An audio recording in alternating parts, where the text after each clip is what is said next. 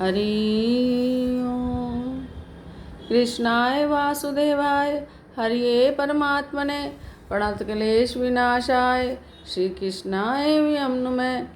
वासुदेवं सुतं देवं कंसचाणूरमर्दनं देवकी परमानंदम कृष्णं वंदे जगद्गुरु।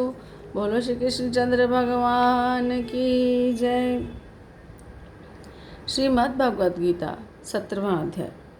अर्जुन बोले, हे कृष्ण, जो मनुष्य शास्त्र विधि को त्याग कर श्रद्धा से युक्त होकर देवादि का पूजन करते हैं, उनकी स्थिति कौन सी है, सात्विक, राजसी या तामसी? श्री भगवान बोले, मनुष्यों की वह शास्त्रीय संस्कारों से रहित केवल स्वभाव से उत्पन्न श्रद्धा सात्विक, राजसी या तामसी तीनों प्रकार की होती है। हे भारत, सभी मनुष्यों की श्रद्धा उनके अंतःकरण के अनुरूप होती है। यह पुरुष श्रद्धा में है, इसलिए जो पुरुष जैसी श्रद्धा वाला है वह स्वयं भी वही है। सात्विक पुरुष देवों को पूजते हैं, राजस पुरुष यक्ष और राक्षसों को, और अन्य जो तामस मनुष्य हैं वे प्रेत और भूत गणों को पूजते हैं।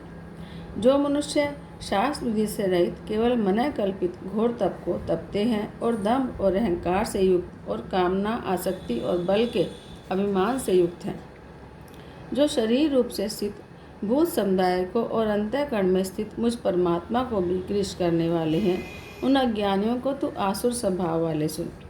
भोजन भी सबको अपनी अपनी प्रकृति के अनुसार 3 प्रकार का प्रिय होता है, और वैसे ही यज्ञ, तप और दान भी 3-3 प्रकार के होते हैं। उनके इस अलग अलग भेद को तुम मुझसे सुन। आयु, बुद्धि, बल, आरोग्य, सुख और प्रीति को बढ़ाने वाले, रसयुक्त, चिकने और स्थिर रहने वाले और स्वभाव से ही मन को प्रिय ऐसे आहार सात्विक पुरुष को प्रिय होते हैं। कड़वे, खट्टे, लवणयुक्त, बहुत गर्म, तीखे, रूखे, दाहकारक और दुख, चिंता और रोगों को उत्पन्न करने वाले आहार राजस पुरुष को प्रिय होते हैं।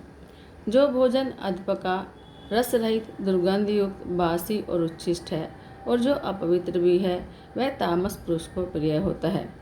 जो शास्त्र विधि से नियत यज्ञ करना ही कर्तव्य है, इस प्रकार मन को समाधान करके फल न चाहने वाले पुरुषों द्वारा किया जाता है, वह सात्विक है। परंतु हे अर्जुन, केवल दंभाचरण के लिए अपना फल को दृष्टि में रखकर जो यज्ञ किया जाता है, उस यज्ञ को तू राजस जान। शास्त्र विधि से हीन, अन्नदान से रहित, बिना मंत्रों के, बिना दक्षिणा के, बिना श्रद्धा के किए जाने वाले यज्ञ को तामस कहते हैं। देवता, ब्राह्मण, गुरु और ज्ञानी जनों का पूजन, पवित्रता, सरलता, ब्रह्मचर्य, अहिंसा, यह शरीर संबंधी तप कहा जाता है। जो उद्वेग न करने वाला, प्रिय और हितकारक और यथार्थ भाषण है, और जो वेद शास्त्रों के पठन का और परमेश्वर के नाम जप का अभ्यास है, वही वाणी संबंधी तप कहा जाता है। मन की प्रसन्नता, शांत स्वभाव, भगवत चिंतन करने का स्वभाव, मन का निग्रह, अंतःकरण के भावों की भली भांति पवित्रता, इस प्रकार यह मन संबंधी तप कहा जाता है। फल को न चाहने वाले योगी पुरुषों द्वारा परम श्रद्धा से किए हुए उस पूर्वोक्त 3 प्रकार के तप को सात्विक कहते हैं। जो तप सत्कार, मान और पूजा के लिए और अन्य किसी स्वार्थ के लिए भी स्वभाव से या पाखंड से किया जाता है, वह अनिश्चित और क्षणिक फल वाला तप राजस कहा गया है। जो तप मूढ़तापूर्वक हठ से मन, वाणी और शरीर की पीड़ा के सहित या दूसरे का अनिष्ट करने के लिए किया जाता है, वह तप तामस कहा गया है। दान देना ही कर्तव्य है, ऐसा भाव से जो दान देश और काल और पात्र के प्राप्त होने पर उपकार न करने वाले के प्रति दिया जाता है, वह दान सात्विक है। किंतु जो दान कलेशपूर्वक और प्रत्युपकार के प्रयोजन से अथवा फल को दृष्टि में रखकर फिर दिया जाता है, वह दान राजस कहा गया है। जो दान बिना सत्कार के अथवा तिरस्कार पूर्वक अयोग्य, देश काल में और कुपात्र के प्रति दिया जाता है, वह दान तामस कहा गया है। ओम तत्सत, ऐसे यह 3 प्रकार का सच्चिदानंद ब्रह्म का नाम कहा है। उसी से सृष्टि के आदि काल में ब्राह्मण और वेद और यज्ञ आदि रचे गए।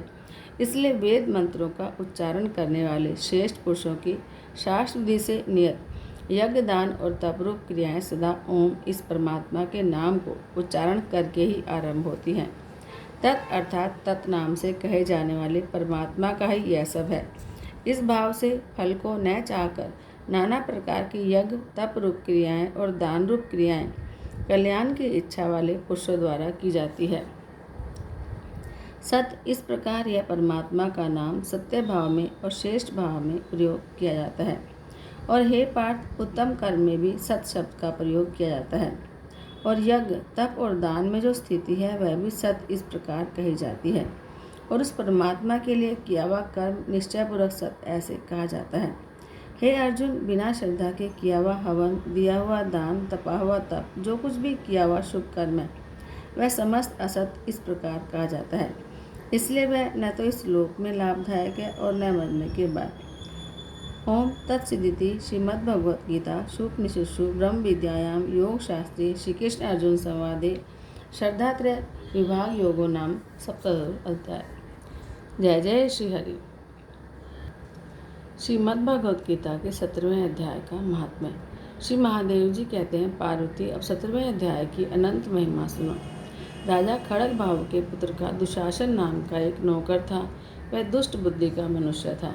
एक बार वह राजकुमारों के साथ बहुत धन की बाजी लगाकर हाथी पर चढ़ा और कुछ ही कदम आगे जाने पर लोगों के मना करने पर भी वह मुड़ हाथी के प्रति जोर जोर से कठोर शब्द कहने लगा। उसकी आवाज़ सुनकर हाथी क्रोध से अंधा हो गया और दुशासन को गिराकर काल के समान निरंकुश हाथी ने क्रोध से भरकर उसे ऊपर की ओर फेंक दिया। ऊपर से गिरते ही उसके प्राण निकल गए। इस प्रकार कालवश मृत्यु को प्राप्त होने के बाद उसे हाथी की योनि मिली और सिंहल द्वीप के महाराज के यहाँ उसने बहुत सा समय व्यतीत किया। सिंहल द्वीप के राजा की महाराज खड़ग भाव से बड़ी मित्रता थी, अतः उन्होंने जल मार्ग से उस हाथी को मित्र की प्रसन्नता के लिए भेज दिया। एक दिन राजा ने कविता से संतुष्ट होकर किसी कवि को पुरस्कार रूप में वह हाथी दिया और कवि ने 100 स्वर्ण मुद्राएं लेकर मालव नरेश को बेच दिया। कुछ समय बीतने पर वह हाथी यत्नपूर्वक पालित होने पर भी असाध्य ज्वर से ग्रस्त होकर मरणासन हो गया। महावतों ने जब उसकी ऐसी हालत देखी तो राजा के पास जाकर हाथी के हित के लिए शीघ्र सारा हाल कह सुनाया। महाराज, आपका हाथी अस्वस्थ जान पड़ता है। उसका खाना पीना और सोना सब छूट गया है। हमारी समझ में नहीं आता इसका क्या कारण है। महावतों का बताया हुआ समाचार सुनकर राजा ने हाथी के रोग की पहचान करने वाले चिकित्सक को कुशल मंत्रियों के द्वारा उस स्थान पर भेजा जहाँ हाथी ज्वरग्रस्त होकर पड़ा था। राजा को देखते ही उसने ज्वर की वेदना को भूलकर संसार को आश्चर्य में डालने वाली वाणी में कहा, हाथी बोला, संपूर्ण शास्त्रों के ज्ञाता, राजनीति के समुद्र, शत्रु समुदाय को परास्त करने वाले, भगवान विष्णु के चरणों में अनुराग रखने वाले महाराज, इन औषधियों से क्या लेना है? वैद्यों से भी कुछ लाभ होने वाला नहीं है। दान और जप से भी क्या सिद्ध होगा? आप कृपा करके गीता के 17वें अध्याय का पाठ करने वाले किसी ब्राह्मण को बुलवाइए। हाथी के कथन के अनुसार राजा ने सब कुछ वैसा ही किया।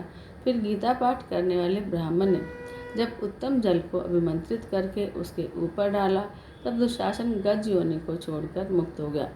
राजा ने दुशासन को दिव्य विमान पर आरूढ़ और इंद्र के समान तेजस्वी देखकर पूछा कि तुम पूर्व जन्म में तुम्हारी क्या जाति थी, क्या स्वरूप था, कैसे आचरण थे और किस कर्म से तुम यहाँ हाथी बनकर आए थे, ये सारी बात मुझे बताओ। राजा के इस प्रकार पूछने पर संकट से छूटे हुए दुशासन ने विमान पर बैठे बैठे ही स्थिरता के साथ अपना पूर्व जन्म का सारा समाचार कह सुनाया। फिर नरश्रेष्ठ मालव नरेश ने भी गीता के 17वें अध्याय का पाठ किया और थोड़े समय में ही उनकी भी मुक्ति हो गई। बोलो श्री कृष्णचंद्र भगवान की जय। ओम जय भगवत गीते मिया जय भगवत गीते। हरि कमल विहारिणी, हरि कमल विहारिणी, सुंदर सुपुनीत। ओम जय भगवत गीते। कर्म सुमर्म प्रकाशिनी, कामा शक्ति हरा मिया कामा शक्ति हरा। तत्व ज्ञान विकासनी, तत्व ज्ञान विकासनी, विद्या ब्रह्म परा। ओम जय भगवत गीते। निश्चल भक्ति विधायिनी, निर्मल मलहारी मैया निर्मल मलहारी। शरण रहस्य प्रदायिनी, शरण रहस्य प्रदायिनी, सब विद्य सुखकारी। ओम जय भगवत गीते। राग देश विदारिणि कारिणि मोद सदा मैया कारिणि मोद सदा भव भयहारिणि तारिणि भव भयहारिणि तारिणि परमानंद प्रद। ओम जय भगवत गीते। आसुर भाव विनाशिनी नाशिनी तम रजनी मैया नाशिनी तम रजनी दैवी सद्गुणदायिनी दैवी सद्गुणदायिनी हरि रसिका सजनी। ओम जय भगवत गीते।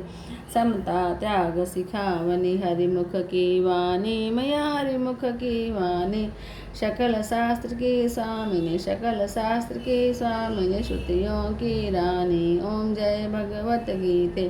दया सुधा बरसावनी मातु कृपा कीजिए मैया मातु कृपा कीजिए हरिपद प्रेम दान कर हरिपद प्रेम दान कर अपनों कर लीजिए। ओम जय भगवत गीते। बोलो श्री कृष्णचंद्र भगवान की जय। जय जय श्री राधे जय जय श्री राधे जय जय श्री राधे।